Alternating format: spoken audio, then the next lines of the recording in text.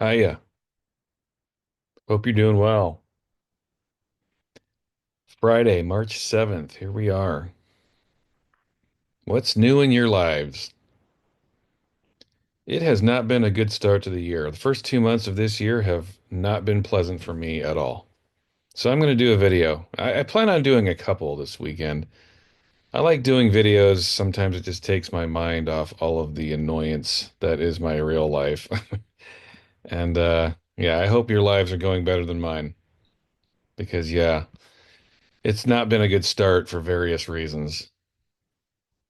But moving on, I'm going to get on to the best albums of all time, according to the interwebs. This is just going to be one of those reaction videos. People seem to like these. I mean, not everybody. Uh, Um, I haven't been doing a good job trying to figure out what you guys want lately. People have not really been watching my videos lately. Maybe it's just it's obviously my fault. Maybe my the stress and my energy levels from my real life are bleeding into my channel, and I apologize for that. I feel like I've definitely been in a better frame of mind in the past to do these videos. I still want to do videos, but yeah, my brain's definitely been filled up with a lot of bullshit lately. So I'll do my best, all right? I do my best. I always do my best, and sometimes that just sucks. My best is just terrible, but I appreciate you hopping on board anyway. Speaking of terrible, and I'm not even going to pull this up. I Googled best albums of all time, as you can see here, and I couldn't help but click on Rolling Stone's greatest. If you guys want a good chuckle, go look at the Rolling Stone list of the 500 greatest albums of all time. It was fucking hilarious. Oh my God. Yeah, Rolling Stone's the worst. I mean, we all know they suck anyway, but good Lord. Oof. Rolling Stone, when it comes to music, they are the top purveyors of rewriting history. It's crazy, like the level of political discourse that goes into artistic expression now. It's so bizarre to me, and it's so tiresome. It's like, in the past, up until just recently, in the last decade, art was art and agenda was agenda, but now agenda and art is just the same thing when it comes to journalistic discourse. And I'm talking across the board with music, with film, with video games, just popular art in general is so woefully biased and bipartisan and riddled with horseshit agendas. It's really pathetic, really sad. Look at the Rolling Stone 500 greatest albums of all time list. I'm not going to do it any justice by showing it. I'm doing them too much justice by even mentioning it. It was a joke, a fucking joke.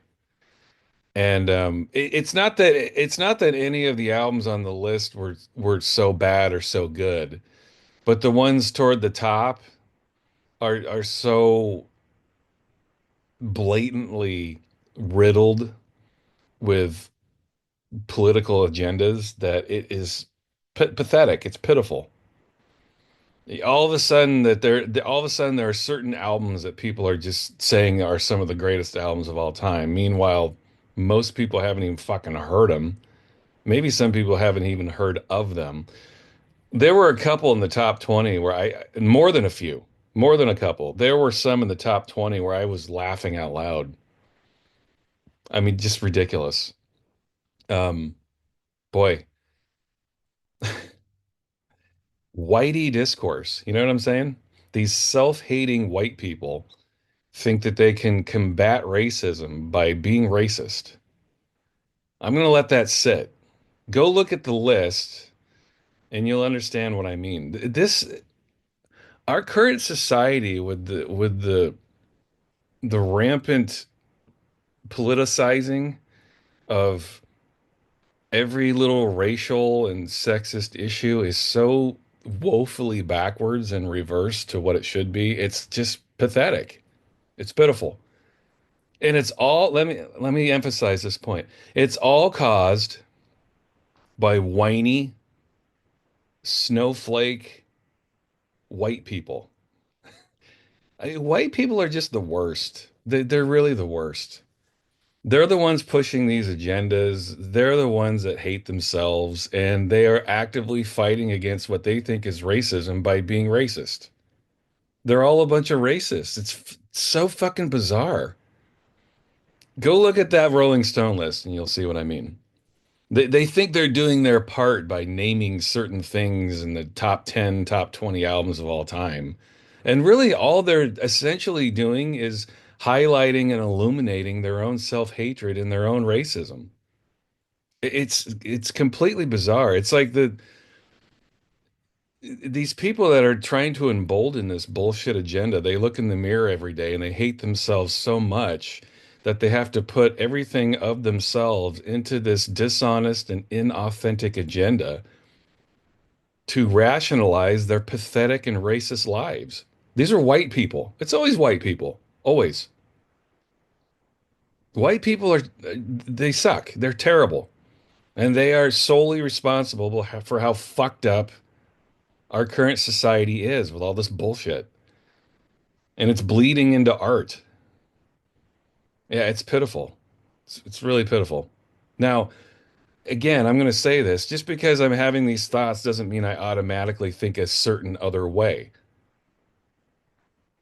It's something I run into on my channel a lot, actually. When you have one opinion on something, they people automatically think you think the other way. For instance, if you say something against the hard right conservative people, people just assume that you're hard left and liberal. Not the case. Or if I say something that's hard left against the hard left, they think that you're a hard right conservative. No, some of us think for ourselves, actually. Yeah, it's possible. Some of us think both the left and right are completely fucked. So before you start jumping to conclusions and you think because I say one thing against the right or one thing against the left, I automatically think the opposite way. I think my way, my way. And that's what you should be doing as well. And I think that's what I attract on my channel for the most part. There's the left, and then there's the right, and there's those of us who actually think for ourselves. We assess situations free of agenda, free of certain political discourses. We assess the situation from a neutral point of view, and then we make our decisions. Yeah, that's now old school. It's an old school way of looking at things. It's crazy to think that, but that's pretty much what any most intelligent people would do. And I think most intelligent people still do this. But the vast majority of people, especially on YouTube, are not so intelligent. They just hear you say one thing and they're like, oh, well, you must be the other way because that's the only way I can think. That's the only spectrum of psychology that I have inside my empty head. I can't think any other way, so that must mean everyone else is as stupid as I am. Think for yourselves, assholes. Okay? And when I say assholes, I mean those people. I'm not talking to my core people. You guys know that. I'm just, oh my God, I'm so sick of the far left and the far right. I'm sick of all of them. It's just so pathetic and pitiful. And you, again, getting back to what I'm talking about here, it bleeds over into this fucking shit with Rolling Stone. They're just pathetic. They're pitiful. You know, these entitled whiteys get these positions of power in the journalism industry, and then they just fart out all these inaccuracies when it comes to history. It makes me mad. It's pitiful. My God, it's like they're literally going out finding albums by certain races and sexes and then putting them in the top 20. And then they just wipe their hands and say, oh, well, I've done my part to fight racism. I'm going to go home now and start hating myself again and making this world and my society a worse place with my reactionary culture that I'm getting celebrated and awarded for by working at Rolling Stone. Now I'm being given an outlet. to espouse my own racism as a pathetic white person, self-hating cracker that I am. I'm going to go write a dumb fucking political piece for Rolling Stone, devoid of any factual discourse whatsoever. Fuck them all. That's my political stance. You lefties and you righties, you can all go fuck yourselves. Go fall into a pit and fuck each other until your assholes are so worn out and bleeding and punished and beleaguered that you have no other way to figure out which way is up and which way is down, because that's your political discourse anyway. You're just fucking each other. Those of us who think for ourselves actually want to keep evolving. So you far lefties and far righties, yeah, keep doing your typical shit. Because those of us who actually make up our own minds with things, we're trying to evolve. We have our opposable digits. You guys are still struggling without your thumbs. Fucking conservatives, fucking liberals, all of you, go eat a big pile of shit. I'm sick of all of you. And especially you hard lefties with your Rolling Stone bullshit. Oh my God, this list. Can you tell it pissed me off? God damn, man. What drives me nuts, and this comes from being a teacher, but these young impressionable minds, like they read this stuff and it gets sunk into their head. They just think it's the norm. I mean, we're the same. Those of us who grew up in the 70s and the 80s, we had certain things ingrained into us, and so, that's probably fucked up in its own way. All of us have this. But, as it's going to sound stupid and pretentious, but I do consider myself to be somewhat of a connoisseur of art. And when I see lists, just irresponsible lists like this Rolling Stone list, it makes me irritated. Some of the albums on this list shouldn't even be in the top 500, much less the top 20. But again, it's not about art anymore. That's what I'm so offended by, is like art has been completely co-opted by this bizarre bipartisan social media discourse world that we live in. Like art is being subjected to all this now. Like people are just they're completely disabled when it comes to looking at art from a artistic standpoint. It's got to cut this art has to get focused and refocused through their very linear lens of the world. And that's the complete antithetical look and approach to art. You're not supposed to do that. It's the last thing you're supposed to do when you're looking at art. You're supposed to give that part of your brain up. Let someone take you to a place that you're not comfortable with. That's the whole fucking point. But no, that's not what we get. We get this. All right, there's a mini rant. Oh my God. I was looking at this list. I wanted to bang my head against the wall. I probably did.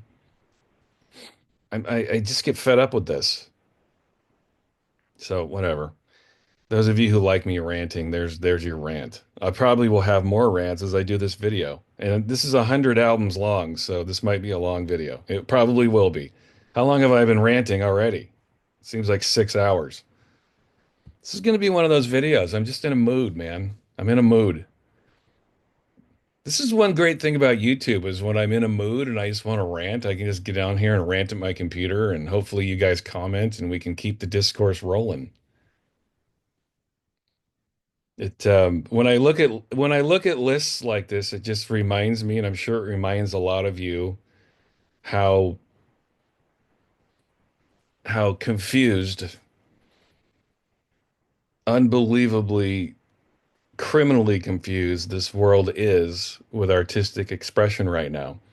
This current climate that we're in, where you're not allowed to have an artistic expression if it doesn't reflect the current mores of a certain minority of people. If it doesn't clear waivers through that certain discourse of that minority of people, then you're looked down upon. You're canceled. You're forgotten. You're not given a chance. These are the things that happen. in our current society. Man, there's this huge part of me that just wants this part of history to be wiped out. Can we move on from this shit already? Like anything in history, like we will move on eventually, but God, man, is it going to be in my lifetime? I hope so, because this is fucking annoying and pathetic. It's really just wretched. The level of artistic discourse that goes on in journalistic media now. It's really, really sad. You are not allowed to have your opinions. And again, I want to remind you, why are we not allowed to have critical thinking? Why are we dabbling with this dangerously fine line of democracy and fascism right now? Because of white people. Entitled, snowflake, spoiled little shit white people. Per usual, fucking up the planet. The self-hatred is at an all-time high with the whiteys. And boy, it's funny, like these snowflakes that create all this journalism and this content for this tiny little minority, they're making other white people more racist by doing this, by their racism. It all stems from white people being racist. Lists like this Rolling Stone 500 greatest albums of all time. It all stems from racism from white people. And they're just making other people more racist and pissed off. It's the same in the video game industry right now. People are given the keys to the car and they're able to be developers and develop these games that no one wants to play because these multi-billion dollar video game corporations have these policies put in place where they hire certain people that don't know what they're doing. Just like in music journalism, people get positions of power who don't know their history, who don't know how to do their jobs.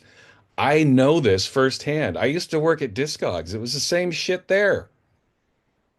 They hire people who don't have a clue what they're doing. Doesn't matter.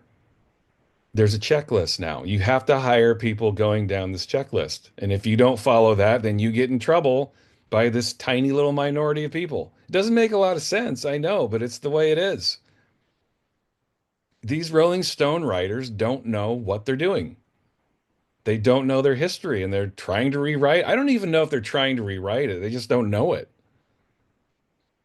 People are free to have their opinions. I'm not trying to, if I felt like Rolling Stone was giving you their own authentic opinion about something, then that would be one thing, but they're not.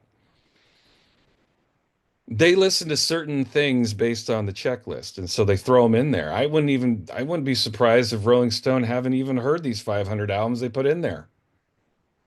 I know I'm reaching there, but damn, man, this discourse in entertainment media stretching again across music, film, video games, whatever it is, it's so tired. It's so boring. And it seems to be getting worse. It's just worse. You think it won't get worse, and then it gets worse. And then it gets even worse. And then even worse. Boy, I know you're completely bored by this screen. You're looking at my little thumbnail up here on the top, and then you're just staring at this screen. But hopefully my words will permeate through the boringness of what I'm showing you on my screen. I'm just fed up, y'all. I don't know, man. it just a lot of times I just kind of throw up my hands and say, I don't get it, but I do get it. And that's what frustrates me. It's whiteys are creating more racism by their own self-hatred. That's the tragedy of all this. We're not having more equality, we're having less. You can't tell people what to do. You can't tell people what to think. When you do that, you create anger and hostility. And that's what this tiny little minority of very vocal, self-hating white people are doing to the entertainment industry. They're making people more angry, more racist. more pissed off, more fed up.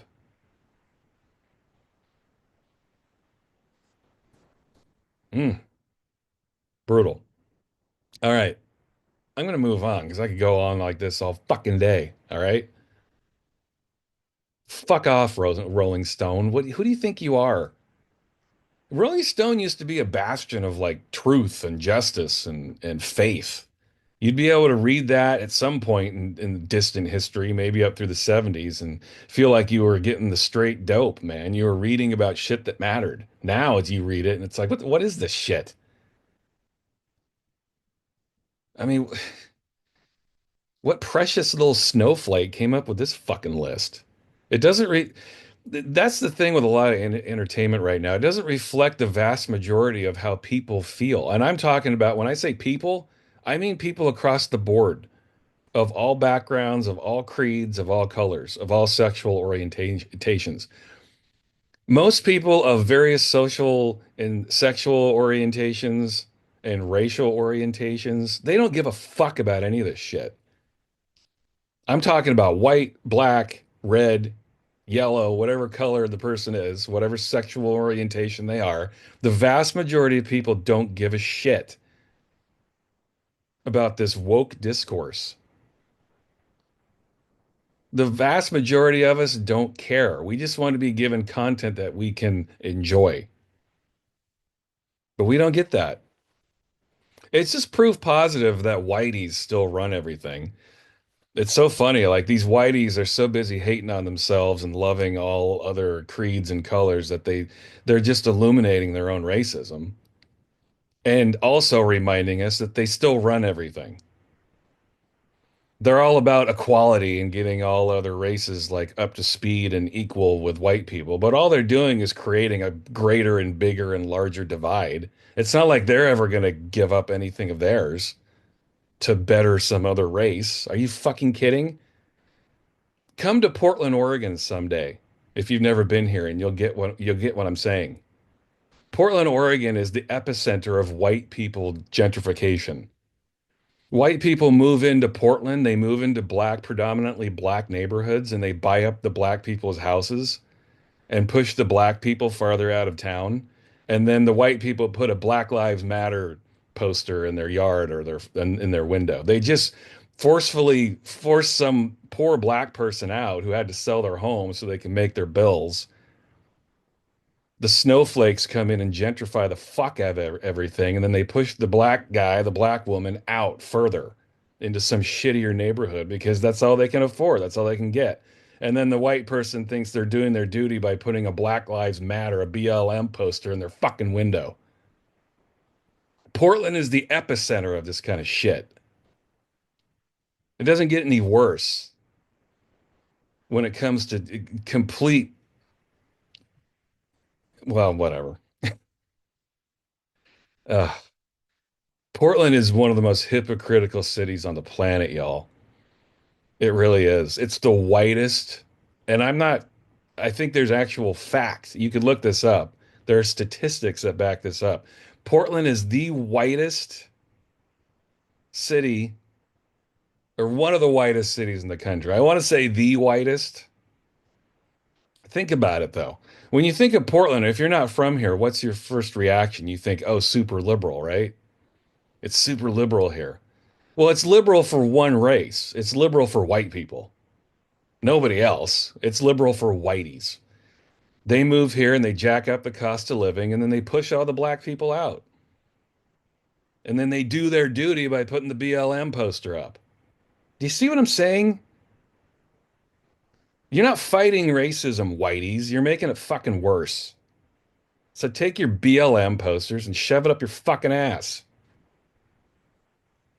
Christ's sakes, man.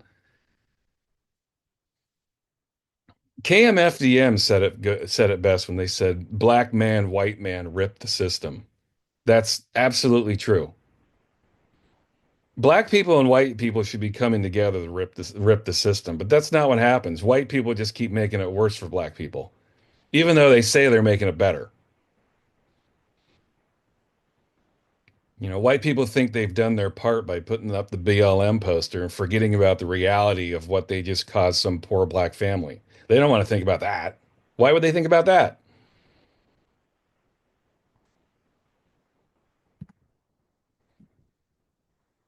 I don't know if any black people watch my channel at all anyway, but if any black people do see this video, am I right? Of course I'm right. Fucking whiteys. Ugh. Far left, far right, liberal, conservative. Fucking blow me, all of you. Black man, white man, rip the system. KMFDM. They got it right.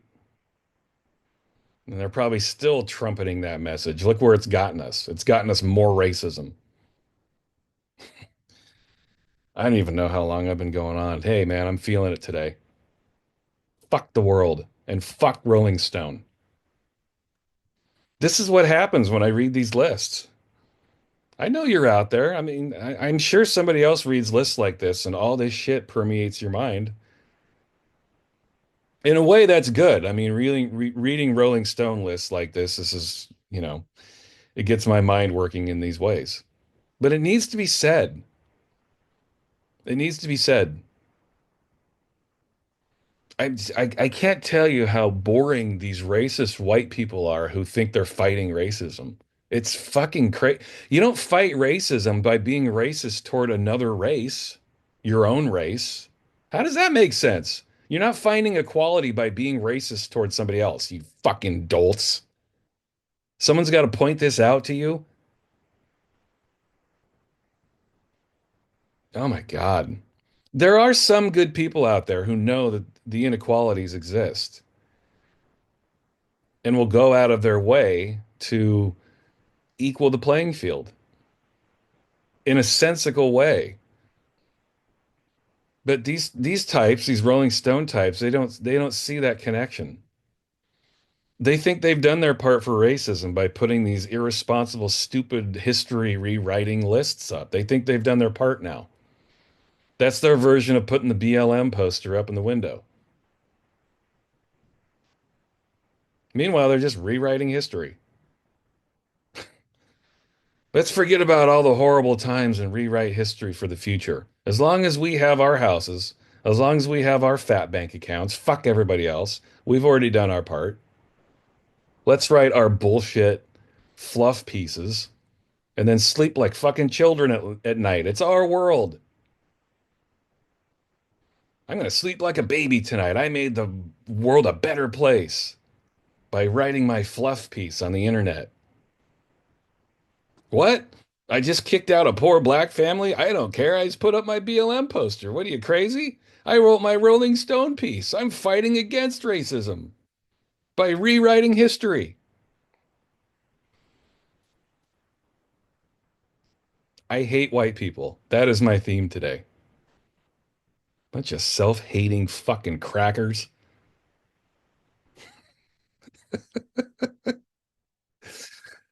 Oh, Jesus Christ. I'm shocked that anybody watches my channel. I really am. I can't even believe it. I probably just lost everybody many hours ago during this rant. But fucking hell, man. What am I supposed to ignore this shit? You guys know I don't do that. I've struggled with it. I've struggled explaining this in the past. Like some of you will just be like, ignore it. You know how I feel about that. I don't ignore shit. That's why we're in this mess to begin with. When I say this mess, I mean this planet, the way things are going for all of us right now. Why do you think we're in this mess? Because we ignore shit. Jesus. No, not ignoring it. So, getting back to the original thought.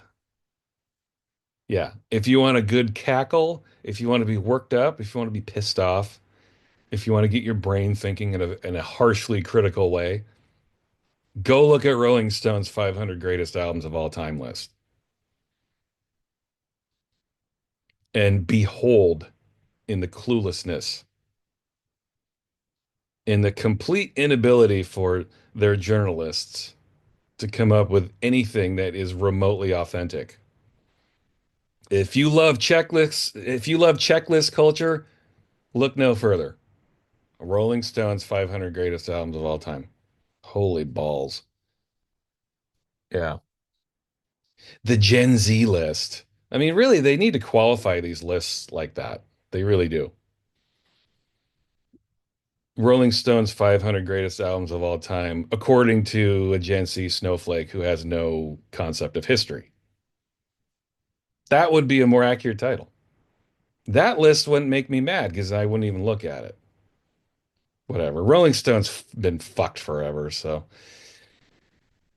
And fuck me. What am I talking about? I don't know what I'm talking about, right? I have no clue.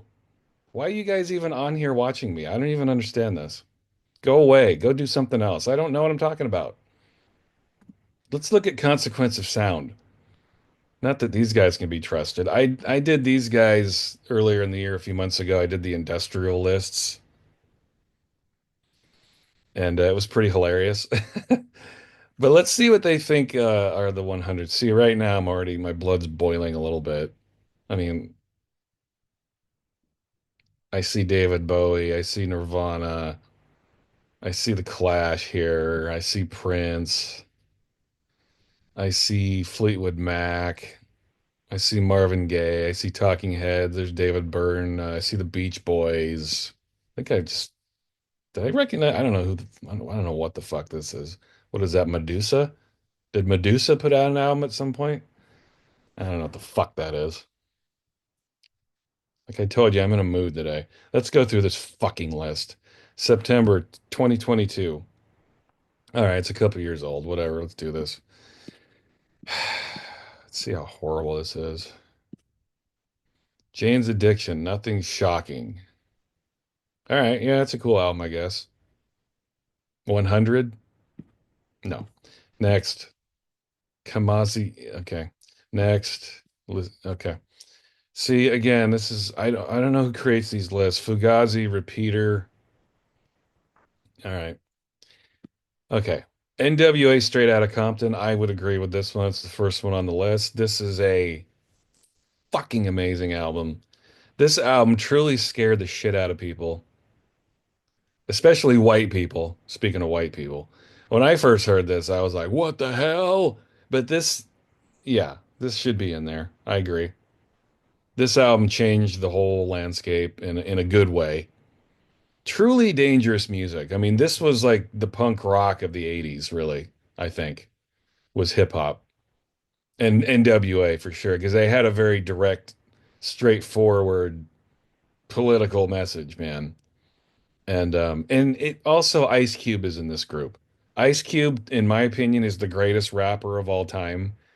You Zlennials can sup upon my penis if you disagree with your Kendrick Lamars and your whatever Jay-Z comparisons or, you know, comparisons, please. Those fucking lightweights can't hold a candle to Ice Cube. Ice Cube is the man. He will always be the man.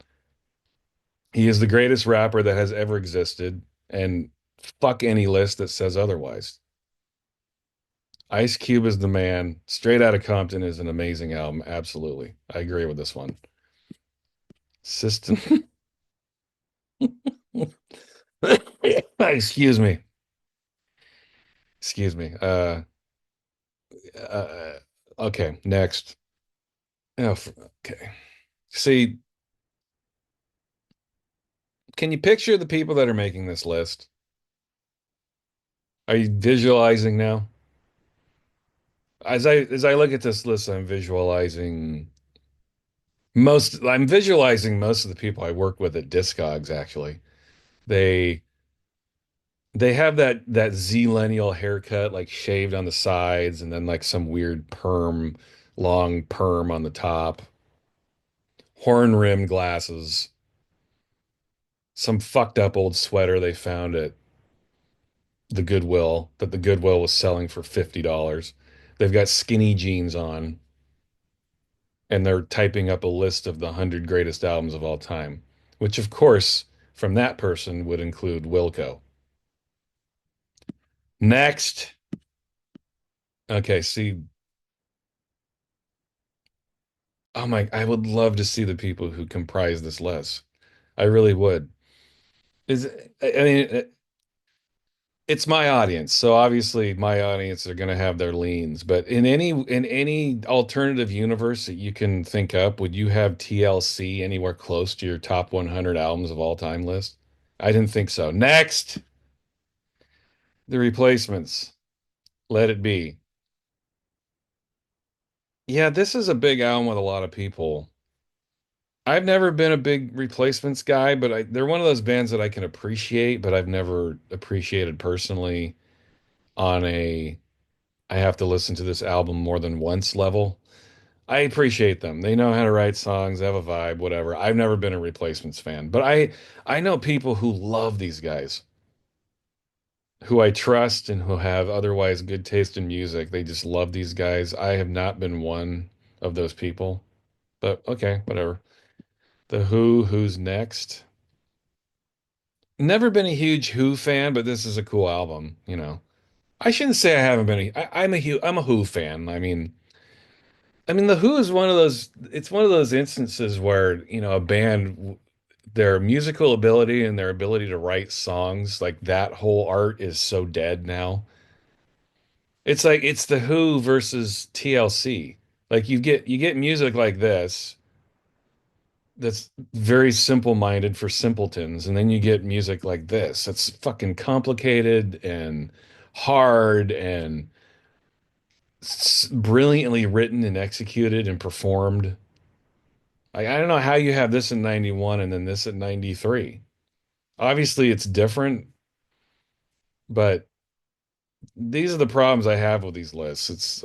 It's hard to get like an honest, what I feel is an honest, authentic take on these lists. Yeah. Oh my God. Who would, do you know anybody that would have this? Oh my, whatever. This music isn't for me, obviously. Let me put it that way. I'm happy that anybody can have a life, a decent life. I'm glad that Alanis Morissette is probably still living on the hog due to this album. This album's a piece of shit. It's horrible. It's some of the worst lyrical drivel I've ever heard in my life. She's kind of like the female equivalent to Trent Reznor in Nine Inch Nails, in my opinion. It's lyrics for prepubescent people. Absolutely shouldn't be anywhere near the top 100 or even top 500 or even top 1,000 in my opinion, or even the top 10,000. I could come up with better albums.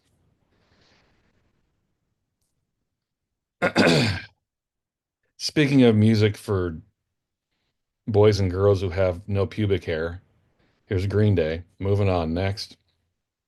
Alice Coltrane. Okay, yeah. See, this I can get behind. People that actually created something and changed the landscape. Alice Coltrane of Pharoah Sanders. Yeah, I mean, it's an interesting thing to put on here. Again, I think they're just trying to be different, but I like Alice Coltrane. She's fucking legit. All right, whatever. Slayer, Rain and Blood. All right.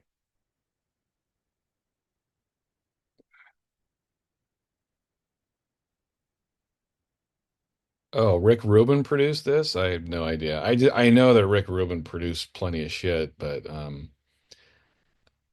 I've never heard this album, so I wanna rein in, no pun intended. I want to rein in any further opinions, but it's Slayer. I don't know. We kind of know what they sound like, right? I haven't heard this album though, so I'll reserve opinion. Oh boy. Is this one of the most annoying covers you've ever seen, by the way? Look at this. Jesus.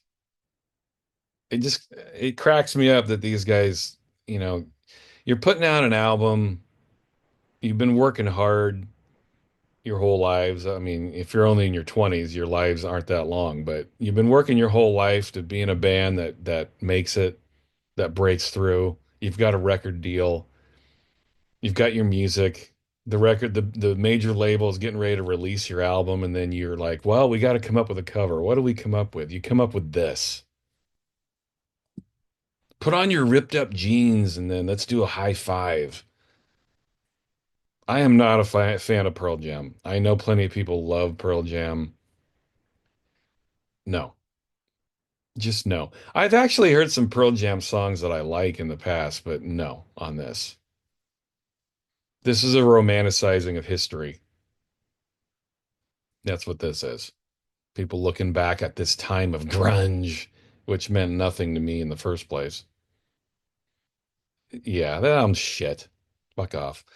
Tupac, all eyes on. I know people love Tupac and think he's one of the greatest rappers of all time. I think he was talented, but no. Next, Smashing Pumpkins, So greatest, are we doing greatest 90s album? It says 100 greatest albums of all time. Clearly, it looks like Consequence of Sound are they're not entirely aware that music existed before 1990. Fuck off with Smashing Pumpkins. No. Pretenders. 83? Okay. I think they might be making some other statement here, but no. Next, Peter Gabriel. So, all right. I can get behind this one. This is a very, very, very good album by a very, very, very cool artist. I love Peter Gabriel. I really do. Loved him since I was a kid. I've mentioned this in other videos, but Peter Gabriel was one of those guys that I discovered on my own when I was a kid. He was one of those first artists that I became kind of obsessed with. If you think those of you who don't like Peter Gabriel and you have an opinion of him, maybe based on some tracks you've heard from this album, I would highly recommend you dig deeper. This dude's put out some brilliant shit. He really has. Peter Gabriel's an awesome, awesome artist. Love him. So is a good album, but I don't even think it's his best album. I assume this is going to be the only Gabriel album on the list. He's done better albums, and they all precede this album. Basically, all of his albums before So are pretty fucking cool. Yeah.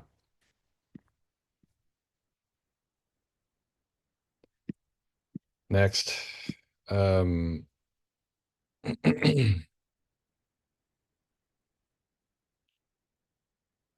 okay. I haven't heard this album, so I'm going to reserve comment. Next.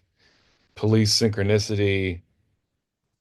This is a pretty cool album. It is. I'm not a big Police fan. I feel like this popped up on one of the other lists I just talked about. I don't remember. I don't remember what it was. I don't remember, guys. All right. But this is a pretty cool album. It's pretty whacked out all over the place, very schizophrenic. Kind of fun. I don't know. I kind of like the Police. They're all right. After this is when they broke up and Sting went down his new age hole. No thanks on that. Billy Joel the Stranger. I kind of like I know people intensely hate Billy Joel. I like a lot of his earlier stuff. I just feel like he had a vibe. Um I don't know. I don't know. I mean, I wouldn't put it at 78, but I kind of like Billy Joel. He's all right. Jay-Z, the Black Album. Okay. The Smiths, The Queen is Dead. Well, you got to put them in there somewhere, right? Plenty of people would have this higher as somebody out. I mean, I'm sure everybody would have any album that I've looked at higher at some point, but yeah, I mean, is this the best Smiths album? I would say so. Queen is Dead. This is the Smiths at their peak. Peak. And just a side note, I wanted to throw this in there. I lost my virginity while listening to The Queen is Dead. The song playing, I know it's over. True story. True story. I first got my dick wet listening to I Know It's Over. A premonition? Maybe, possibly. But somehow this album, I had gotten my girlfriend hooked on the Smiths. She had never heard of them before when we met, and this is back in, I don't know, late 80s. And this album was on heavy rotation in my life, and it was just on. I still remember I dropped the needle down and we dropped our pants, and I Know It's Over was the song playing. Oh, I Know It's Over, an ode to well, whatever. I think I've gotten graphic enough. I'll let you guys use your imaginations there. But it's a good way to pop your cherry though, right? The Smiths. I don't know. You assume most people are listening to something a lot more sexy, like, I don't know, Marvin Gaye or uh yeah, who knows, James Brown. I mean, there's any number of stereotypical sexy music. But I don't know, I think the Smiths can be sexy. They have a sexy sound. It depends on what environment you're in. In my particular environment at the time, it was on the floor of a closet, and the Smiths were playing in the background. Ah, to be young again. Yeah. To actually be excited by, well, anyway. Uh, I don't even know. I don't even know what this is. What is this? As someone who keeps their ear to the grindstone and I listen to shit pretty actively, to never have heard of somebody, I don't look upon that as me being clueless. I just look upon that as consequence of sound for reaching to put a certain album from a certain artist in a certain list during a certain time. That's what I see here. I don't know who this is. Not saying this is a bad album. Maybe it's a great album, but I don't know what it is. I don't know who she is. Therefore, next, Bob Dylan.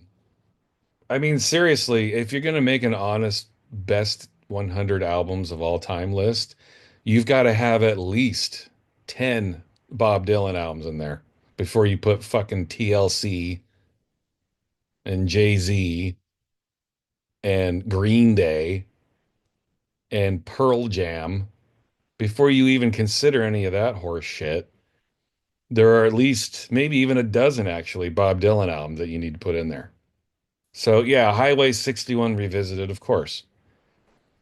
Bob Dylan, in my humble opinion, but I also think I'm right, is the greatest lyricist that has ever existed on this planet.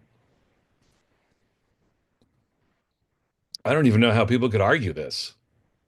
Who's better than Bob Dylan when it comes to lyrics? I defy you to make a compelling argument against Bob Dylan being the greatest lyricist that has ever existed. I dare you. No, it's impossible. Bob Dylan. You thinking of the greatest lyricists of all time? You got Bob Dylan at the very top center, and then there's a big, big divide after that. Bob fucking Dylan. Absolutely. Doesn't get any better. Parliament, the Mothership Connection. This is a cool album. Hell yeah. Love this album. Parliament. All right, cool. Okay. Sure. This album definitely redefined some shit going into the future at the time. I forget what year this came out. Maybe it says 19, I almost said 1976, 1975, even older. Yeah, I mean, it's George Clinton, man. Yeah. George Clinton changed shit. He really did. Yep. A true star. This is a truly original album. Yeah, I can see that. Okay, put that in there. I can get behind this. My Bloody Valentine, Loveless. Yeah, absolutely. Two in a row. Wow, they're on a roll. Wait, was it three in a row? Yeah, three in a row. I mean, no way. There's no way that well, whatever. It's a matter of opinion. I'd put Bob Dylan above all this, but yeah, Loveless. Yeah, you got to throw that in there. This is an album that changed shit. Absolutely. It's still changing things. We all know this album. I mean, we know why it's great. I feel like this album, it's funny, like when this album came out in 1991, I actually saw them on this tour. It's funny to think back to it. I mean, when I saw them live, there were maybe 100 people there, not even 100 people there. But to think of that now, can you imagine going to see My Bloody Valentine with 100 other people in a tiny little club type atmosphere? I mean, yeah, I'm romanticizing the past. I am. But I'm happy when I think of when I saw them during this tour and then I think of where they are now, it's well deserved. They're one of those bands that persevered. They put out an album that didn't really have any expectation, and then they still changed the landscape. Most albums that come out have expectations, they have big contracts, they have big record companies promoting them. But Loveless is just one of those albums that has stood the test of time because it's so fucking good. It's a totally authentic album that has stood the test of time, and that's rare, man. Very rare. I agree. You too, Joshua Tree. Okay.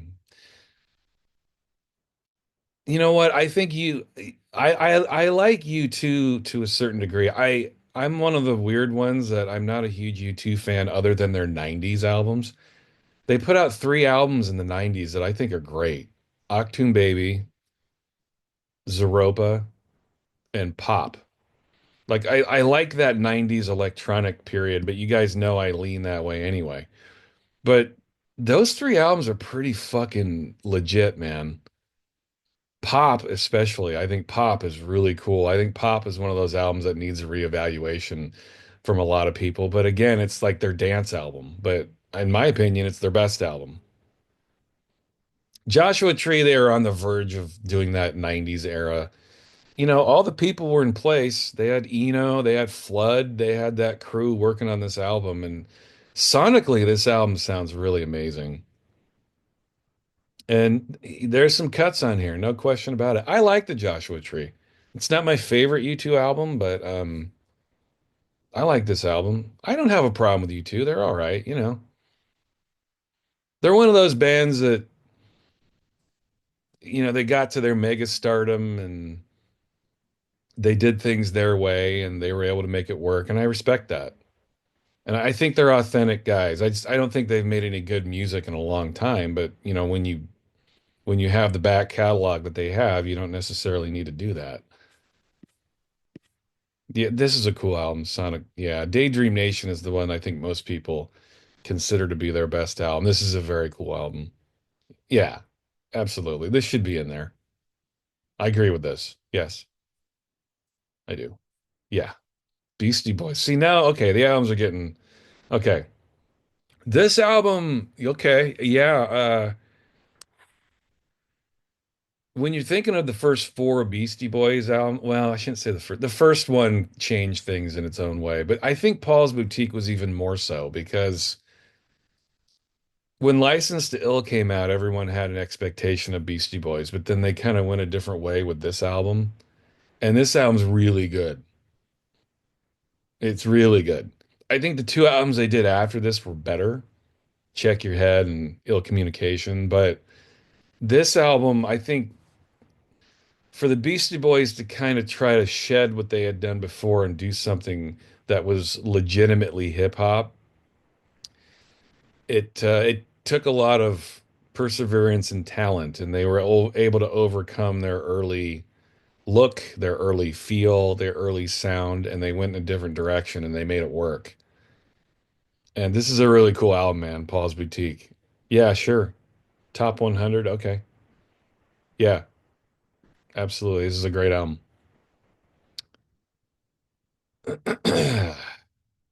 Next. I'm not even going to discuss some of these. Okay. Albums that I don't think should be anywhere near the list. I'm just moving on. Radiohead in Rainbows. I agree. This is a great album. I think it's their best album. And sure, I'm a Radiohead fan. Who isn't? Radiohead's just one of those bands that they're like the Beatles in that they're in the same headspace. I'm not saying it's the same music, but they're kind of like the Beatles in that way. Like I wouldn't trust anyone who said that they didn't love at least one or two Radiohead songs. Same with the Beatles. Radiohead is a band that did it their own way and they made it work. And especially in Rainbows, this is a fucking brilliant album.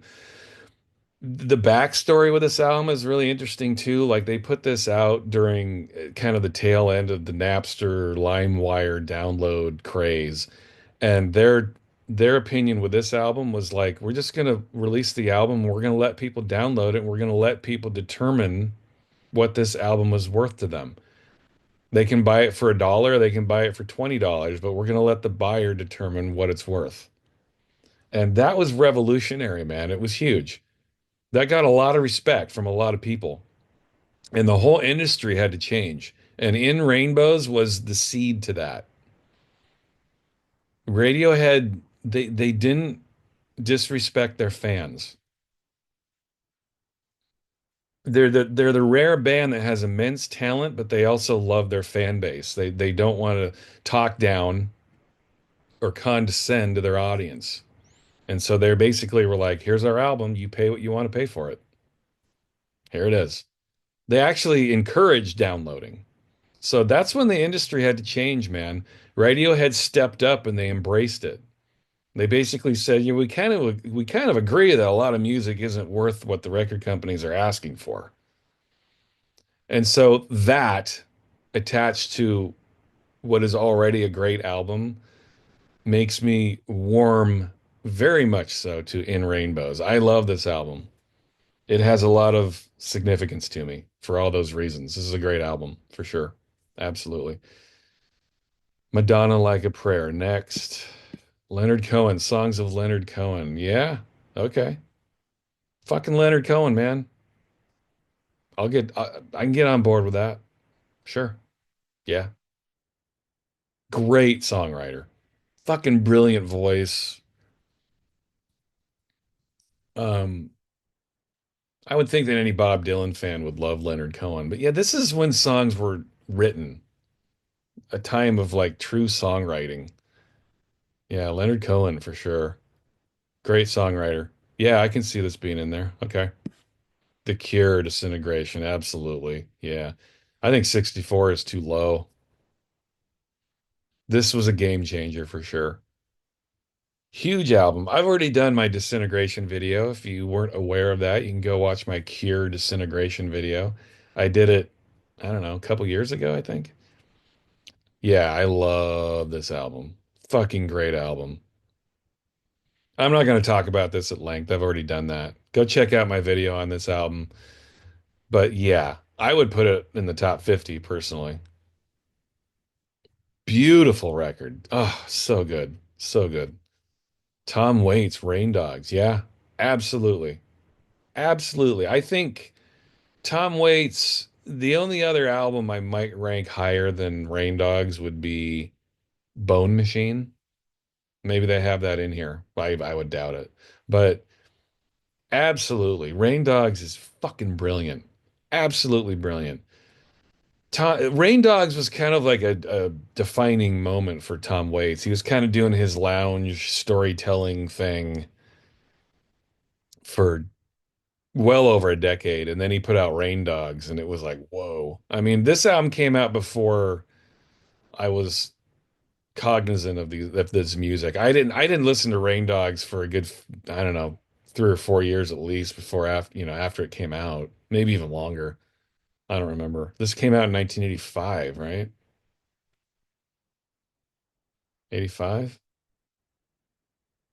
Does it say? This came out in 85 or 86. I don't remember which, but yeah, this was a game changer for sure. Huge album, brilliant album, top to bottom. Tom Waits is one of my favorite artists, honestly. I will do a video on him one of these days, but I love me some Tom Waits. Talk about a songwriter. Damn. But a songwriter that was experimental. He has the ability to write like a really compelling love ballad and then write this quirky, fucked up, experimental, bizarre, almost industrial type tune. Tom Waits was all about experimentation, man, but from a classical, more traditional perspective. Like there are no artists that are like Tom Waits out there. And Rain Dogs is arguably the primary example of that. Beautiful album. Yeah, I agree 100%. I do like this Mad Villain album. 62 is ridiculous, but this is a pretty good album. I do like this, but 62, stop it. It's ridiculous. Rolling Stones, Exile on Main Street. Okay, yeah. There are better Stones albums. Maybe they've got one in here. But yeah, sure. Exile on Main Street. Come on. We all know. Well, do we? Do we all know that? Amy Winehouse, Back to Black. All right. I don't know. I don't have much of an opinion on Amy Winehouse. I don't know. She's fine. She had a great voice. I know she captivated people for a short time. She died young, so she's got that allure. It's easy to love somebody who died young, who was on top of the world. I think a lot of the reason why people love Amy Winehouse is the way she died. It's that whole Kurt Cobain thing, you're on top of the world and you die tragically.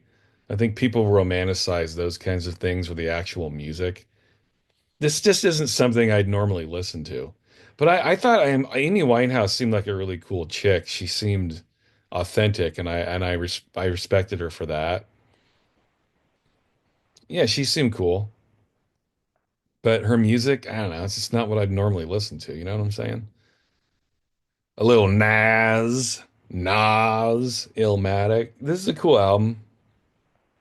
I know this has become like, yeah, this has become huge. But 59, come on. Nina Simone, I put a spell on you. That's kind of random. You have to wonder why Consequence of Sound would even think of this. Okay, okay. Yeah, this is a cool album. Sure. 58, 58. The band, music from Big Pink. Yeah, this is an album that made a difference. Um, yeah, when did this come out? What year was this? It doesn't say, but yeah, I mean, I think if any of you like, I would think a lot of Pink Floyd fans would like music from Big. I'm not saying that because of the word pink, but that kind of sensibility has always been closely hinged to music like Pink Floyd. I'm talking about like early stuff.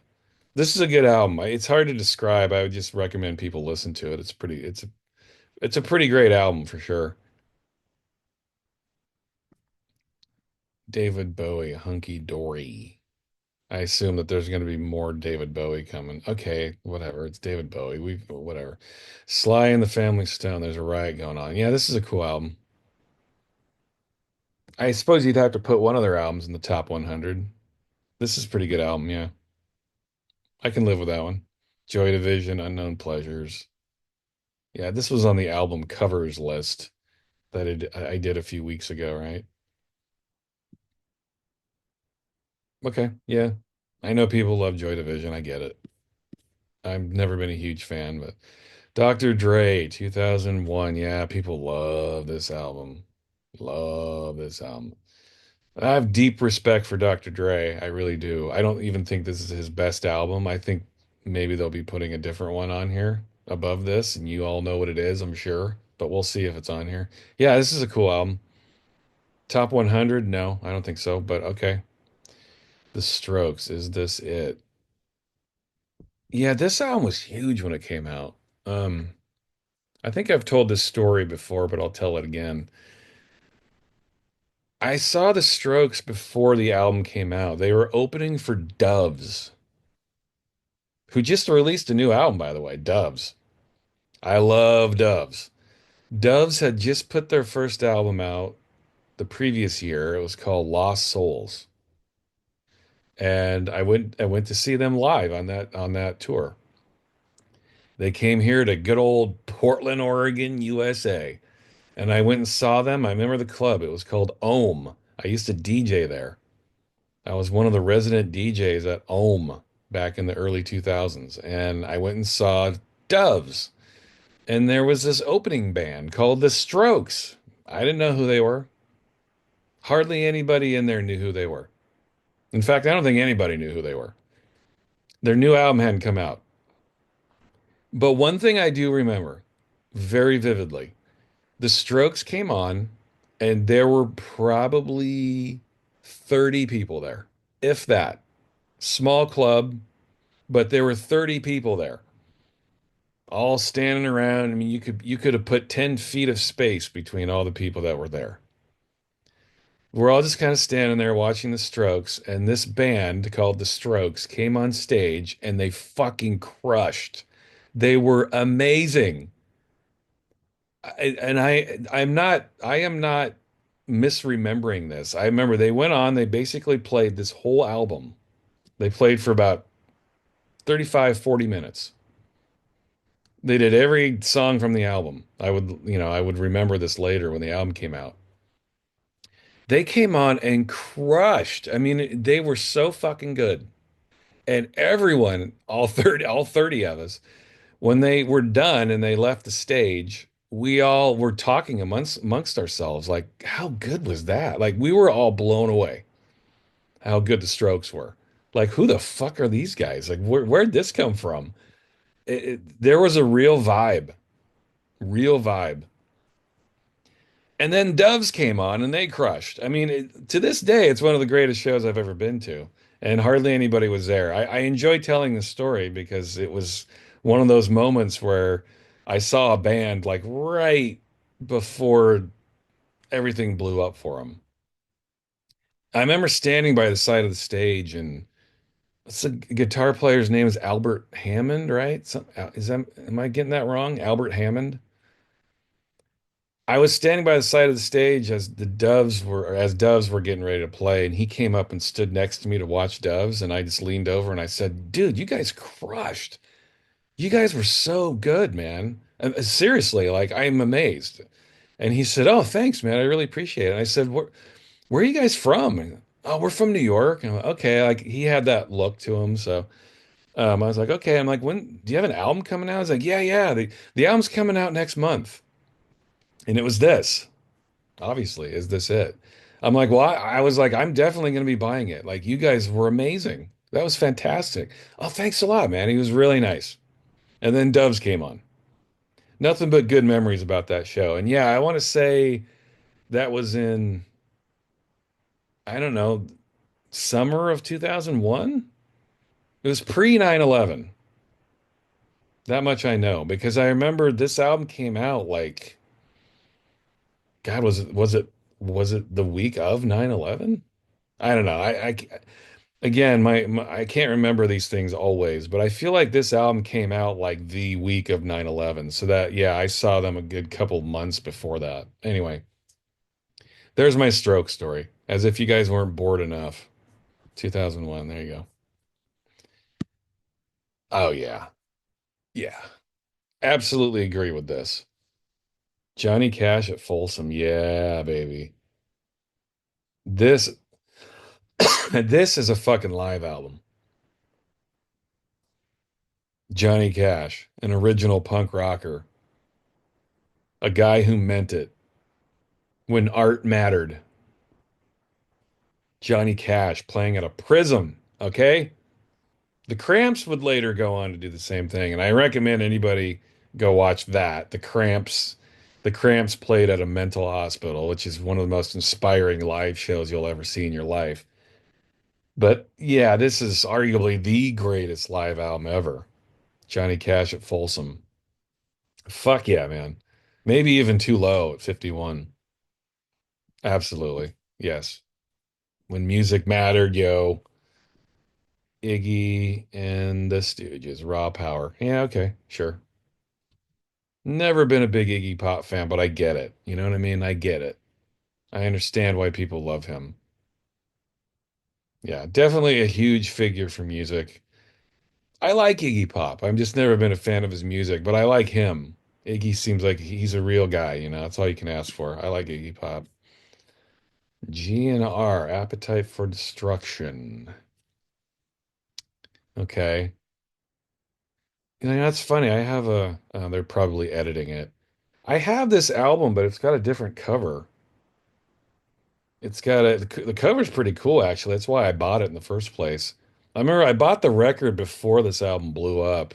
I don't remember why. This isn't the type of music I normally listen to, but I think I bought the album because of the cover.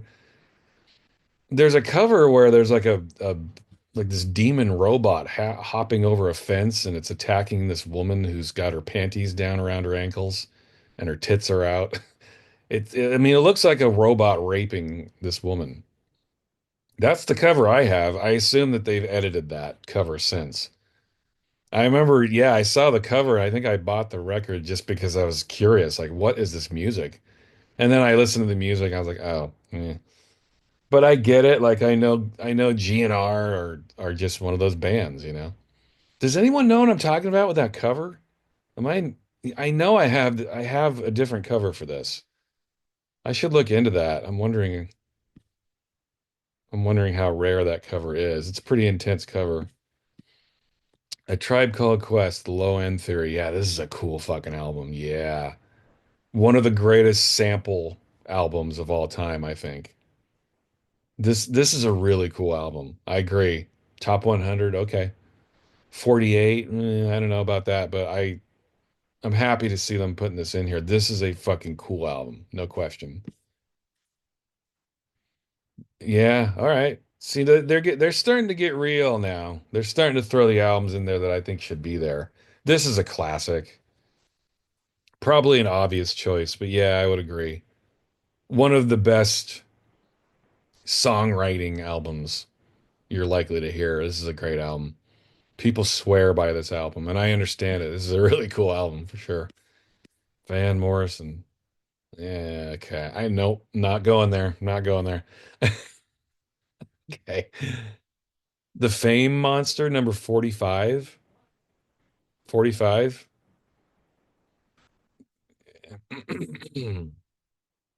Moving on. Excuse me. Miles Davis, Kind of Blue. Totally obvious choice. I agree. I think he's done better albums, but come on. Kind of Blue. Yeah. That's just a no-brainer. Miles Davis has any number of albums that could be on here. Absolutely. This is a motherfucker that changed everything. This cat right here. Miles fucking Davis. I mean, dude, in my opinion, one of the top 10 individuals that when I'm thinking of like 10 artists that I would put in like the top 10 musical artists of all time in terms of people who changed things and created influences that we're still hearing in music today, Miles Davis for sure. And I'm talking like the Beatles,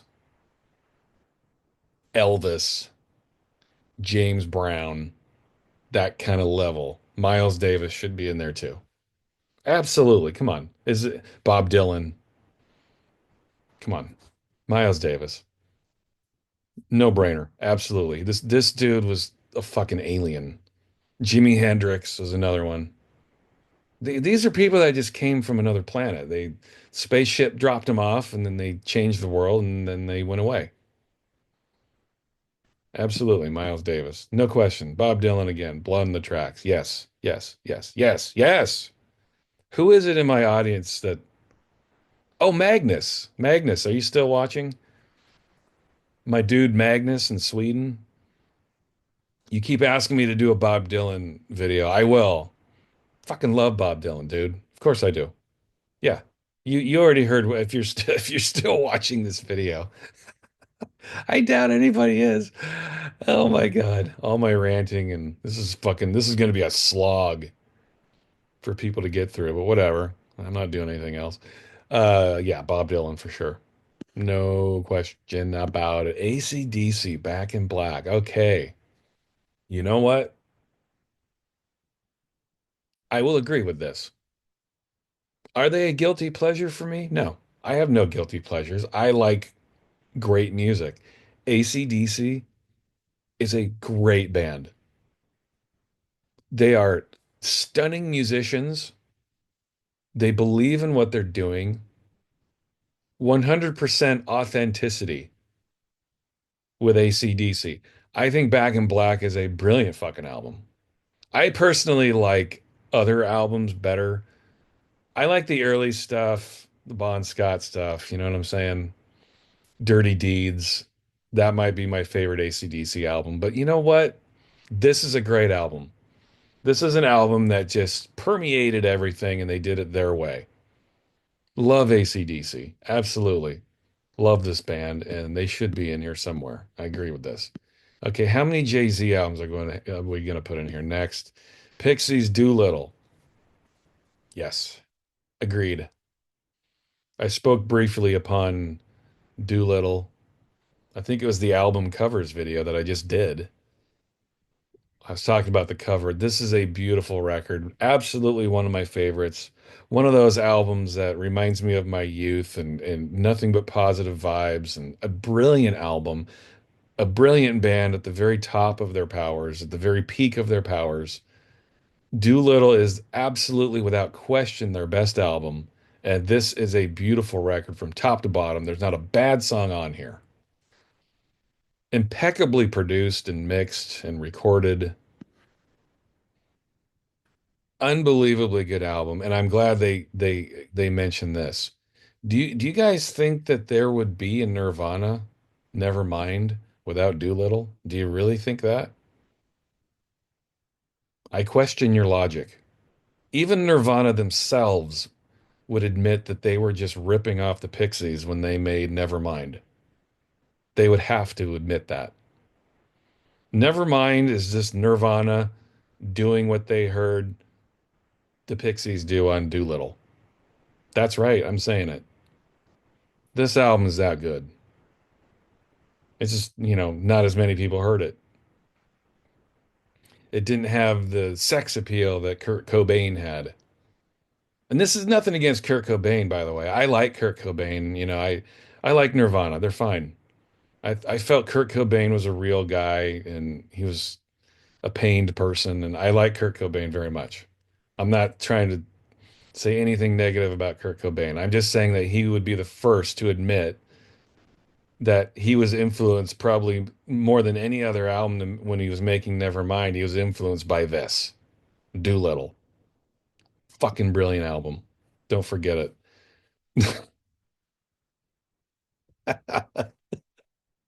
I love it when I'm super passionate in a positive way and I'm rolling in that energy and then I scroll down and this is the next fucking album. We go from the Pixies to Taylor Swift. I mean, talk about a gear shift. Jesus. I mean, this is cruising along on the Autobahn at top speeds, feeling ultimate freedom, and then this is you crashing into a wall, losing control of your brakes, realizing you have no brakes, spinning out of control, and then crashing into a wall to your death. That's the energy here. Next, Paul Simon, Graceland. This is a cool album. 38, I think, is being generous, but this is a cool album. I have nothing against Paul Simon. The dude knows how to write a song. Yeah, this is a good album. I always think of Chevy Chase when I see this. I think of that You Can Call Me Al video. Chevy Chase dancing around. Love me some Chevy Chase. Yeah, Paul Simon. This is a really good album. Yeah, sure. Okay. Yeah.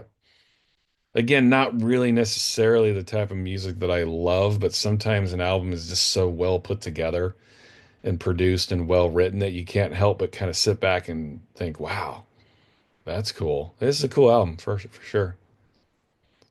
Yeah, I love Outkast. Boy, I wouldn't put this album up there.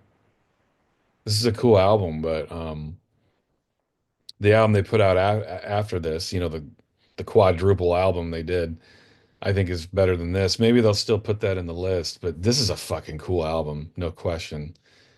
I think there are a lot of us that wish these guys would get back together, but obviously it's not in the cards. Um, yeah, boy, there's too much talent between these two to hold this band together. Right? It was just too much. But yeah, it's a fucking good album. Immense amount of talent between these two guys. Um, yeah, they just went in different directions. What are you gonna do, man? But Yeah, that's a good album, no question. Huh. The idler wheel is wiser than the driver of the screw, and whipping cords will serve you more than ropes will ever do. There's absolutely no possible way that this should be number 36. I don't know who thought this was a good idea. I kind of like Fiona Apple, though. I will say that. I think she's a real person. She's authentic, and that's all you can ask. But number 36, come on. Who wrote this? I'm not going to say AJ. Okay. I have a feeling that whoever wrote this has a certain agenda, but okay. I haven't heard this album. I do kind of like Fiona Apple. I think she's real. That's cool. Not into her music, but whatever. Moving on. Yeah, Neil Young, After the Gold Rush. Fucking gorgeous album. Not even his best, but this is, yeah, I won't argue with this. You got to put Neil Young in there somewhere. This is a really cool album. Neil Young is immensely talented, man. Sure. All right. Yeah. I'm down with this. Again, not even his best album, but oh yeah. See, these guys are getting smart now. They understand what they need to be doing. This is a fucking cool album. God, yeah. 30s, I mean, 36 Chambers. Are you serious? I mean, yeah, Wu-Tang. I mean, I think there's an argument as to which album should be in here, but this was the big one. Yeah, this is a brilliant album, man. Kind of came, I mean, at least for me, it kind of came out of nowhere too. But they made their stamp in the world, and this is arguably them at their peak. Really fucking cool album. Yeah, I won't argue with that one. Yeah. The first Rage album. This is a really good album. Sure. Yeah. They don't make albums like this anymore either. Like, rock albums that have a political message. I mean, do you hear anything like this nowadays? You'd get canceled just for having a political opinion on a rock album or any album for that matter. These guys had a lot of important things to say, and this is a powerful album. This is a great album. Top 100, sure. Okay. Yeah, this is a really cool I listen to this record a lot. I should dig this out. What label this? Epic? This came out on Epic, right? I'm visualizing the label of the record. I have this on vinyl somewhere. I think it came out on Epic. Great, great record. Wow, 32. And I can't wait to see what they have above this. The Beatles. Yeah, 32 is low. I don't care what they have above this. They're probably just putting this in there because they feel like they have to, but this should probably be in most top 10 lists, when you think. In terms of music, that just changed the scope of everything. I mean, Jesus Christ. It doesn't get that idea doesn't get any more intense than this. We don't need to go on and on about this. We know this album, and this is absolutely one of the greatest, no question about it. Metallica, Master of Puppets. Okay, I mean, this is a great album.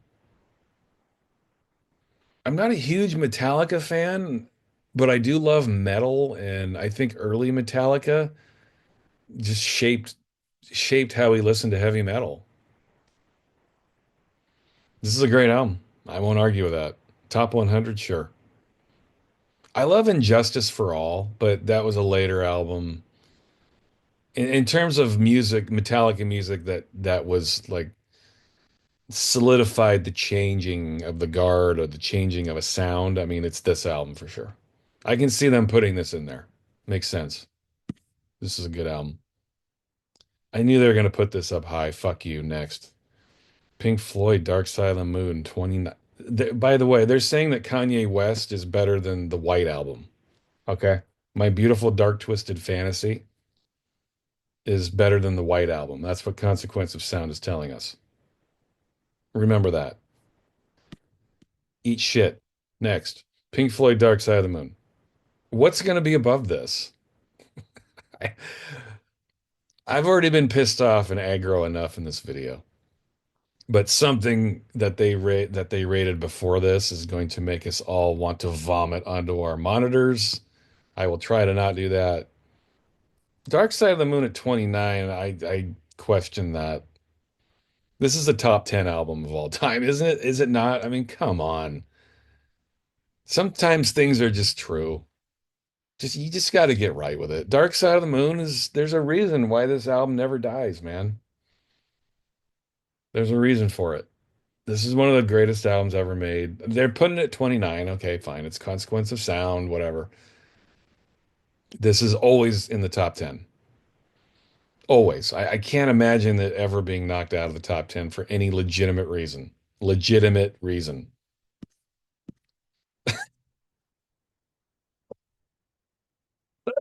Better than Dark Side and White Album. Remember that. Missy Elliott. Right. This album has no sideways agenda. No, no, no. And if you think that, you're a fascist and a scumbag, by the way. Supa Dupa Fly is better than Dark Side of the Moon. Always remember that. When you're on your deathbed and you're thinking of the greatest albums of all time and you're sitting there thinking, huh, yeah, let me think. All those great albums I heard, Dark Side of the Moon and Blood on the Tracks, Nirvana Nevermind, Miles Davis, Kind of Blue, and oh yeah, Missy Elliott, Super Duper Fly. Get the fuck out of my face. Next, Michael Jackson, Thriller, of course. Yep, yep. Listen, you got to be able to listen to music not knowing things about the artist. You can't take away from Michael Jackson the fact that he might have been the bizarre pedophile in his personal life, but that still doesn't take away the fact that he was a brilliant artist. I mean, it sucks that he was the person he was personally, obviously. We all know this, but it doesn't take away the fact that he still gave his Thriller and Off the Wall. Off the Wall is an even better album. But that won't take away the fact that this exists. This is a great album, Thriller. Yeah, sure. Of course. Ramones. One of those bands that I've never loved, but I appreciate and I get it. I get it. There are some records on this list that several records on this list that I haven't seen yet. I would be very surprised if they didn't put them on here. Let's see where they go. But the Ramones, of course. In fact, plenty of people would argue that this is too low on the list. But let's go into the top 25 and see what happens here. Yeah, baby. This is one of those albums that I was going to be disappointed if I didn't see it on this list. Oh yeah. This is one of those records. You guys have asked me before albums that I would put in my favorite of all time list, some of my all-time favorites, some records that changed my life. This is one of them. It takes a nation of millions to hold us back. Fucking legit. Public Enemy. This record changed me. It really did. Back when back when artists had things to say, important shit to say. Doesn't really happen anymore. Mm-mm. But you don't get any more direct than Chuck D. This fucking guy had a lot of important things to say. Also, the music and the sampling on here was just brilliant. Absolutely one of the greatest albums of all time. Sure. Absolutely. I think 25 is fair. Absolutely should be in the top 25. This is a brilliant record. And if you haven't heard this before, you should. Music doesn't get any more in your face or intense as this. Oh, yeah, this is such a good album, man. This completely fucked me up in all the best ways when I first heard it. It was one of those moments where I couldn't help but see the world differently. And it just I don't know, that kind of thing doesn't happen anymore with music. It's a bummer. Maybe I mean it's also a product of my age when I heard this. But yeah, this takes me back to some really great, important times of my life. I heard this at a really good time in my life. Great album. Yeah, man. Black Sabbath, Paranoid. I agree. Yes, their best album. This is a brilliant album. Black Sabbath, Paranoid. Yeah. You know, I agree with this. Yeah. In terms of, forget about metal, just like one of the greatest rock albums of all time. All kinds of different vibes on this album too. Ozzy Osbourne's voice is like it's really powerful, but then he's not afraid to get more vulnerable on it. Great guitars, the drums are powerful, the production's perfect. This is a great album. Paranoid, yeah, I agree. They're best. That's an arguable point. I understand, but fucking great album. No question about it. Yeah, Rolling Stones Let It Bleed. There's always an argument to what the best Stones album is, but this is a great album.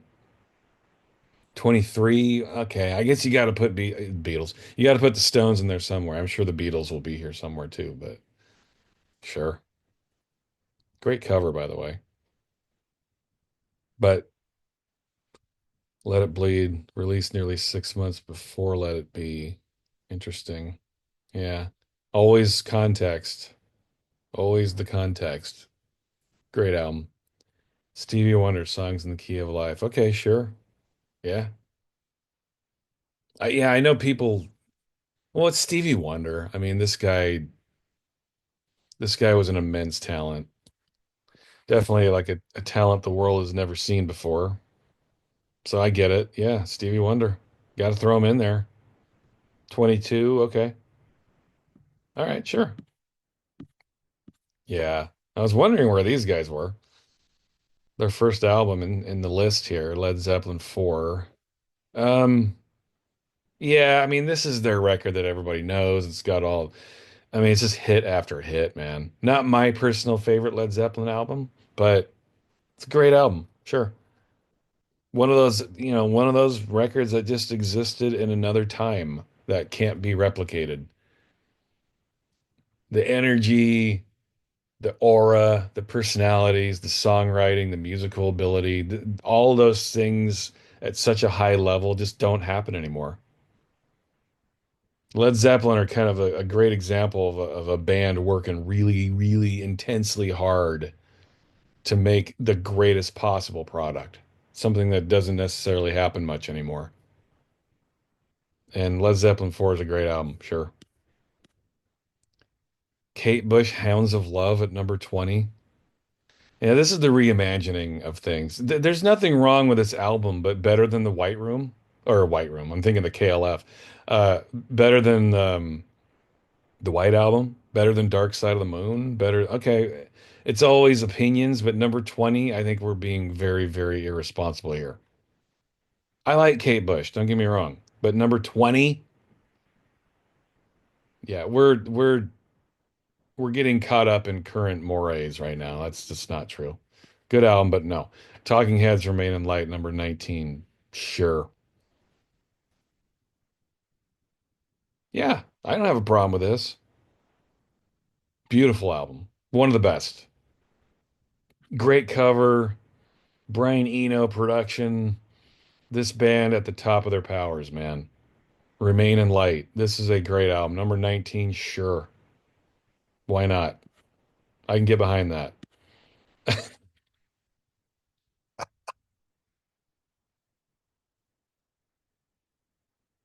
My head hurts. My head hurts. I'm almost done. Moving on. Next, Patti Smith Horses at 17. I think that's really generous, really generous. Again, I think we're getting caught up in current mores here. Nothing wrong with this album. There's no fucking way this is in the top 20. Disagree wholeheartedly. Next, Bruce Springsteen, Born to Run, number 16. Okay, we're getting friendly. Surprising. Totally disagree. But all right, that's just a weird. How are they justifying this? Bruce Springsteen had two albums under his belt, noted for his feral jazz-like musicianship of his E Street Band and his own brand of quirky urban street poetry. I don't know, guys. I mean, come on. David Bowie, The Rise and Fall. Enough, enough. Yeah, it's a great album. Enough. Next. 14, Sergeant Pepper's. All right, I would think this would be in the top 10, but not always. I mean, I wouldn't put it in my top 10. That's just kind of the generic response to this album. Yeah, this is a good album. I'm not gonna, it's the Beatles. We all know who they are. I'm not gonna get into this at length. Next, Velvet Underground 13. Again, we all know. Sure, 13, I get it. Not a band that I've ever loved, but I get where this is at 13. I understand it. Blonde on Blonde. This, I mean, to me, this is the ultimate Bob Dylan experience. Arguably his best album. Freewheelin' is up there. I'm surprised I haven't seen Freewheelin'. Maybe they put that in the top 10. But fuck yeah. Albums don't get better than Blonde on Blonde. Yeah, this dude right here, guys. If you don't, I keep saying it and repeating it, but if you're not aware that this is the greatest lyricist of all time, you're not paying attention. There's no argument to be made that anyone's better. Sorry, mm-mm. What he's able, the content and the words he uses mixed with the way he uses it, his ability to rhyme and almost rap, pre-rap kind of lyrics, the way he's able to articulate something into this entirely new realm of artistry, it's unmatched. Unmatched. To me, there is no argument. This man is the greatest. Yeah, see, there's some strange movement going on with this album. This was part of my frustration and rant about the Rolling Stone list. I am trying to understand this.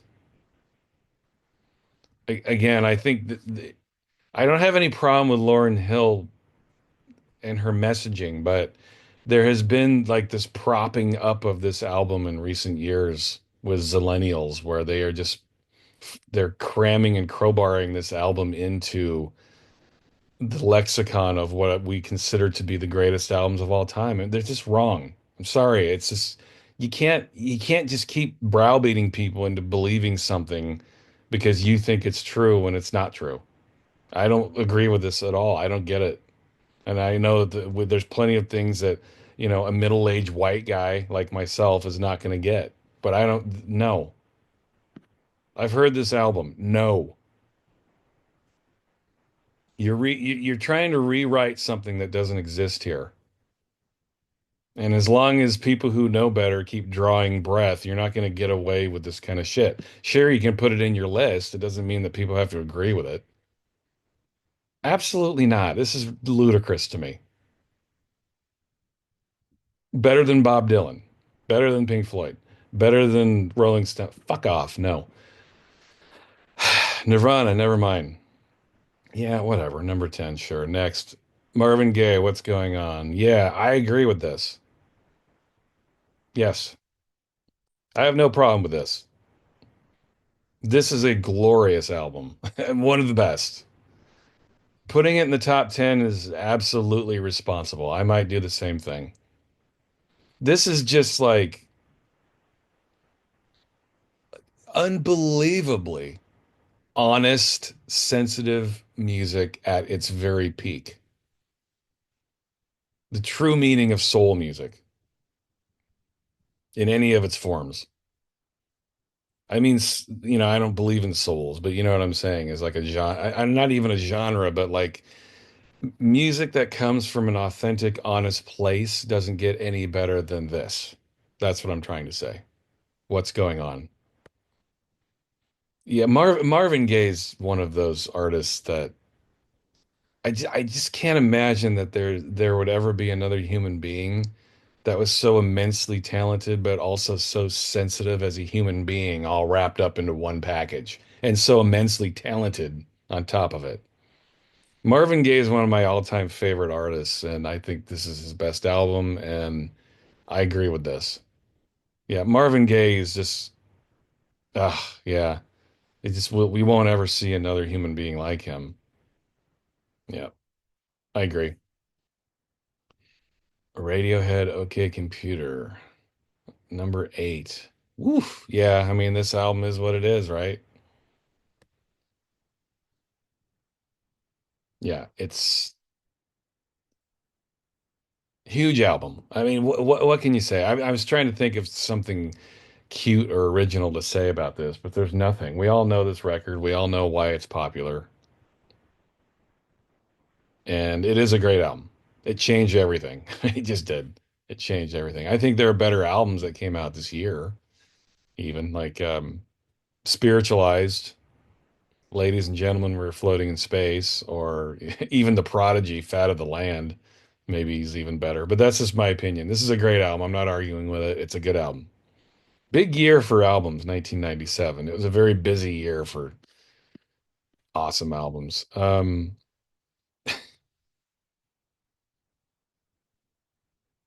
This is one of those albums that the Zlennials have grasped onto, and now they're online writing pieces about the greatest albums of all time. This is ridiculous. Kendrick Lamar, number seven. It's just ridiculous. Moving on. Next, the Beach Boys, Pet Sounds. Yeah, arguably should be in the top five. This is one of those boring boilerplate responses to the best albums of all time. It's also the truth, man. I mean, the way songs were written and produced and mixed, this album just kind of represented a whole new landscape by this guy right here, chiefly Brian Wilson, right here. This is a pretty amazing album. Even listening to it today in 2025, if you listen to this and realize when it came out, and then you listen to all of the shoegaze, dream pop, whatever the fuck pop rock you want to listen to that comes out now, you still realize that anything that comes out now has not outdone this. I mean, we're looking at an album that's almost 60, or is it 60 years old? When did this come out? 1965. We're looking at an album that's 60 years old here, guys. And nothing has bettered this.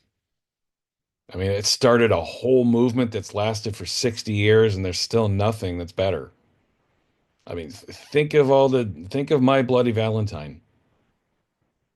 Think of any hyper layered pop sound you've ever heard. All the great albums that have come. None of it's better than this. Talk about a singular vision that changed the world right here, man. And this album, absolutely great. Pet Sounds. Yep, no question about it. Joni Mitchell Blue. Hmm. This is a really cool album. Top five. Top five. I think there might be another motivation for putting this so high. You know what I'm getting at. But this is a great album. I'm not going to take anything away from it. Very cool album. I don't know. If you're going to put Joni Mitchell in there, how do you not put Jackson Brown in there? I mean, I mean, he's not going to be in the top five. I mean, where are the Jackson Brown albums? But whatever. The Clash, London Calling. That's high. I personally don't even think this is the best Clash album. Of course, I love The Clash. Of course I do. Of course I do. But yeah, I don't even think this is their best. I think Combat Rock is their best album, personally. London Calling's fine. I think it's very spotty. I don't think it really has ever worked as a full double album. I think I like Sandinista more than this. Just an opinion. I know London Calling has become like the go-to Clash album, but not even my favorite Clash album. I don't know that I'd even put this in the top 100. That's me, but I get it. The Beatles, Abbey Road. Okay, before I go any further, where's Nevermind the Bollocks? Are you seriously not going to put that in this? It has to be number one or two at this point. You telling me there's no Sex Pistols on this list? They have two more chances to get this right, but I highly doubt that they're going to put it at number one or two. Maybe I'm wrong. Where is Nevermind the Bollocks? Come on. The Beatles, Abbey Road. Yeah, of course. Yeah. We know this. This is a great album. Oh my God. Wow. The Zillennials love this album, don't they? They really do. Um, I mean, everybody loves this album. It's Rumors. Yeah, I get it. I mean, when you listen to Rumors, it is kind of amazing. Like when you listen to each track, like one track finishes and then the next one plays. It is amazing how many hits are on this record. I mean, these guys were on fire. You know, Stevie Nicks, Lindsey Buckingham, what's her name? Christine McVie, right? They were all writing songs. They all had their own cuts, and man, it was just an album full of hits. So I get it. This is a great album. Everyone loves it. My parents had this record. I listened to this album growing up. This is just one of those records that we can't get away from. But number two? Okay. Oh, come on. So no Sex Pistols. Explain yourselves, Consequence of Sound. Seriously, explain yourselves. Again, Purple Rain's not even the greatest Prince album. You're looking at a huge Prince fan. I did my 1999 video a couple years ago. This isn't even the best Prince album, in my opinion. Is it a great album? Of course it is. Duh. Number one? Is it psychedelic pop? R&B infused rock and roll? Or is Purple Rain just the sound that wind makes as it courses through Prince's chest hair? Yeah, see, they're being glib and funny. I'm not even going to read the rest of that. They're just being painfully stupid. You know, I have a feeling like it's funny, like these albums get propped up by people who weren't even alive when this album came out. You know what I mean? Maybe they were, but no. Just off the top of my head, Sign of the Times is a better Prince album. 1999 is a better Prince album. I'm trying to think. Purple Rain might be my third favorite.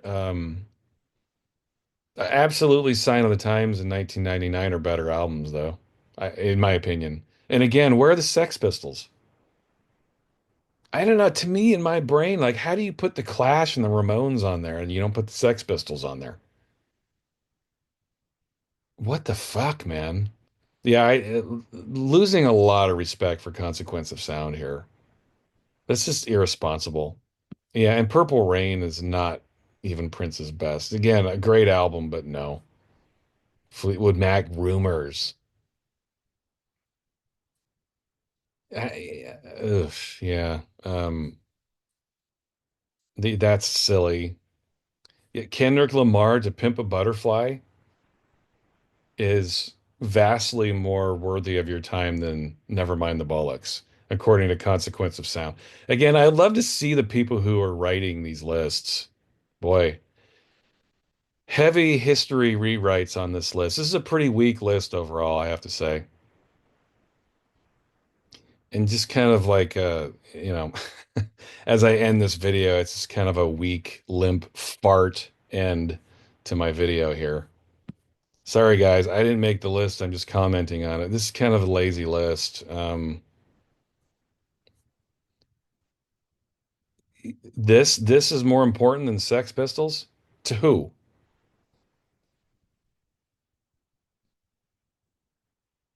Who? I don't know. Other than snowflakes who have the power to write journalism on the internet and have opinions about music, other than that very, very tiny, tiny, tiny, tiny minority of people, who who is considering that Lauryn Hill is more significant than the Sex Pistols? We're talking about history here. We're not talking about trying to fit into your current narrative of how things should be in your tiny little linear version of the world. Who the fuck thinks that? The Sex Pistols shouldn't be on a list like this. With that, I'm gonna get out of here. As you can tell, I've kind of been in a ranty mood today. I'm just fed up for all kinds of reasons. But whatever, you guys can choose to tune out and not watch me if you want. I hope you do that.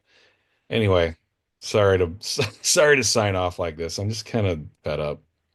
I hope you enjoyed watching me rant though and getting some things off my chest. I love you guys. I'm glad you guys come on me and come on me. Thanks for coming on me, guys. I think I'm glad you guys come along with me. That's what I meant to say. And watch my channel and you keep showing up. Thanks for watching. I'm getting the fuck out of here. It's been long enough. Goodbye.